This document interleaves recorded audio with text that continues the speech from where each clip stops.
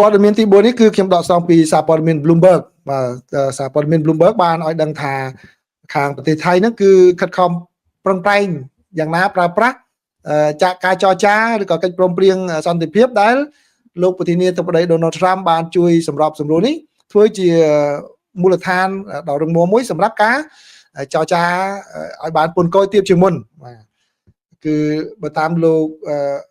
រដ្ឋមន្ត្រីក្រសួងការបរទេសរបស់ថៃ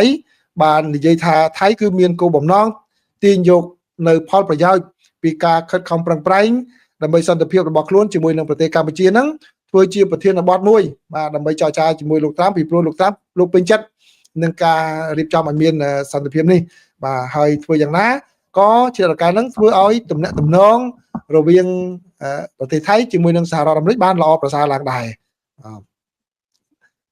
ថ្លៃនេះគឺធ្វើឡើងមួយថ្ងៃបន្ទាប់ពីប្រទេសថៃបានចុះហត្ថលេខាកិច្ចព្រមព្រៀងជាមួយនឹងប្រទេសកម្ពុជាដែលកាលពីថ្ងៃទី26ណាបាទចឹងនៅក្នុងបទសម្ភាសន៍នេះគឺគាត់ធ្វើកាលពីថ្ងៃទី27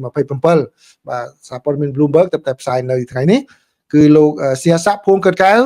បាននិយាយនៅក្នុងបទសម្ភាសន៍ថាទីក្រុងបាងកករំពឹងថាខ្លួននឹងមានឥទ្ធិពលវិជ្ជមានទៅលើការចរចាពាណិជ្ជកម្មរបស់ខ្លួនជាមួយនឹងសហរដ្ឋអាមេរិក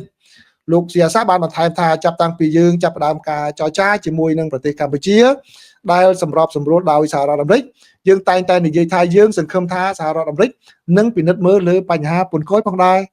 ហើយយើងបានបង្ហាញពីជំហររបស់យើងហើយយើងសង្ឃឹមថាសហរដ្ឋអាមេរិកនឹងធ្វើការពិចារណាជាវិជ្ជមានចំពោះកង្វល់មួយចំនួនរបស់យើងហើយក៏ពិនិត្យមើលការចរចាពន្ធគយទាំងនេះនៅក្នុងបរិបទទូលំទូលាយនៃផលប្រយោជន៍ទូលំទូលាយដែលយើងមានរួមគ្នាបាទនេះគឺជាភាសារបស់លោកសៀស័កនៅក្នុងគណៈពេលដែលភាពតានតឹងព្រំដែននឹងការចរចាពាណិជ្ជកម្មគឺជាបញ្ហាដាច់ដោយឡែកពីគ្នាចំពោះប្រទេសថៃគឺកិច្ចព្រមព្រៀងដែលបានចុះហត្ថលេខាក្នុងអំឡុងពេលកិច្ចប្រជុំកំពូលរបស់អាស៊ានគឺជាការមួយផ្ដល់ឱកាសឲ្យលោកអនុทิនឆាន់វីរៈគុណលើកឡើងអំពីបញ្ហាពន្ធគយដោយផ្ទាល់ជាមួយនឹងលោកត្រាំហើយប្រទេសជិតខាងទាំងពីរនេះគឺកម្ពុជានិងថៃបានបញ្ចប់ការប៉ះទង្គិចគ្នាតាមព្រំដែនរយៈពេលខ្លីក៏ប៉ុន្តែមានលក្ខណៈផ្ដាច់ផ្ដាល់ជីវិតនេះគឺកាលពីដើមឆ្នាំនេះបន្ទាប់ពីលោកត្រាំបានគម្រាមកាត់ផ្ដាច់កិច្ចចរចាពាណិជ្ជកម្មជាមួយនឹងប្រទេសទាំងពីរដំណើររបស់លោកត្រាំមកកាន់ទ្វីបអាស៊ីគឺលោកប្រធានាធិបតីចង់ជំរុញនៅទំនាក់ទំនងជាមួយនឹងសម្ព័ន្ធមិត្តនិងដៃគូនៅក្នុងតំបន់អាស៊ីរបស់ខ្លួនមុនពេលដែលលោកជួបជាមួយនឹងសមាភាគីចិនគឺលោកស៊ីជីនពីងនៅថ្ងៃប្រហ័សនៅក្នុងប្រទេសកូរ៉េខាងត្បូងកាលពីដើមសប្តាហ៍នេះនៅក្នុងកិច្ចប្រជុំកំពូលនៃសមាគមប្រជាជាតិអាស៊ីអាគ្នេយ៍ហៅកាត់ថាអាស៊ានគឺលោកក៏បានចុះហត្ថលេខាលើកិច្ចព្រមព្រៀងពាណិជ្ជកម្មជាមួយនឹងប្រទេសម្ចាស់ផ្ទះម៉ាឡេស៊ីនិងកម្ពុជាក៏ដូចជាកិច្ចព្រមព្រៀងរ៉ែសំខាន់ជាមួយនឹងម៉ាឡេស៊ីនិងថៃផងដែរ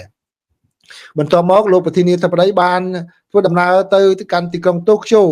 ជាទីកន្លែងដែលលោកបានសរសើរនាយករដ្ឋមន្ត្រីជប៉ុនដែលទើបជាប់ឆ្នោតថ្មីគឺអ្នកស្រី Shane Takaichi នៅទីនោះហើយលោកអនុทิនវិញក៏បានចុះហត្ថលេខាលើកិច្ចព្រមព្រៀងពាណិជ្ជកម្មដែលមានក្របខ័ណ្ឌជាមួយនឹងលោកប្រធានាធិបតី Donald Trump ហើយគឺលោក Trump ក៏បានចុះជាមួយនឹងកម្ពុជាផងដែរនៅក្នុងពេលដែលមានចុះហត្ថលេខាលើកិច្ចព្រមព្រៀងសន្តិភាពនោះ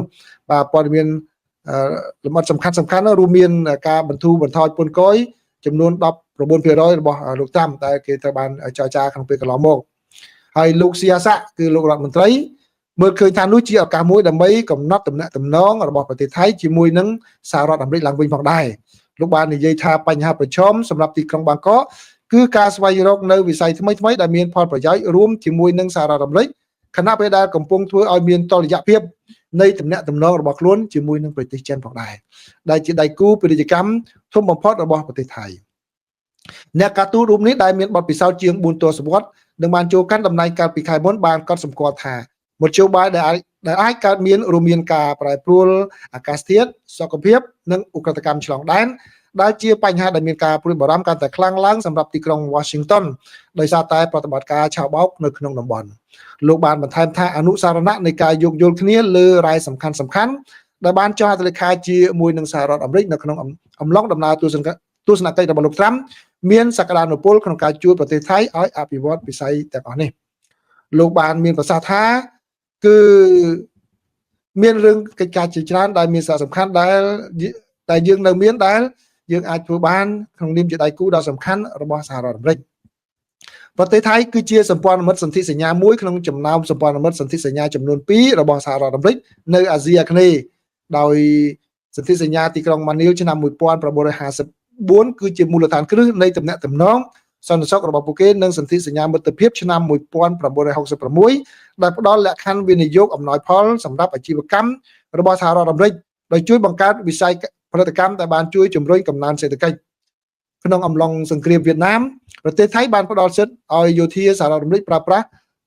ជាច្រើនហើយសប្តាហ៍នេះនៅតែជាមូលដ្ឋានសម្រាប់សមយុទ្ធរួមគ្នាដ៏ធំបំផុតមួយចំនួនរបស់ប្រទេសនៅក្នុងតំបន់លោករដ្ឋមន្ត្រីបានមានប្រសាសន៍ថាយើងត្រូវតែនាំយកសម្ព័ន្ធភាពសន្ធិសញ្ញានេះចូលទៅក្នុងស្ថានភាពបច្ចុប្បន្នដែលយើងកំពុងតែប្រឈមមុខនាពេលឥឡូវនេះពីព្រោះសម្ព័ន្ធភាពសន្ធិសញ្ញាមានប្រភពដើមក្នុងអំឡុងសង្គ្រាមត្រជាក់ហើយឥឡូវសង្គ្រាមត្រជាក់បានចប់ហើយទំនាក់ទំនងនេះតែងតែត្រូវបានសាកល្បងឬក៏ត្រូវបានពិចារណាឆ្លងកាត់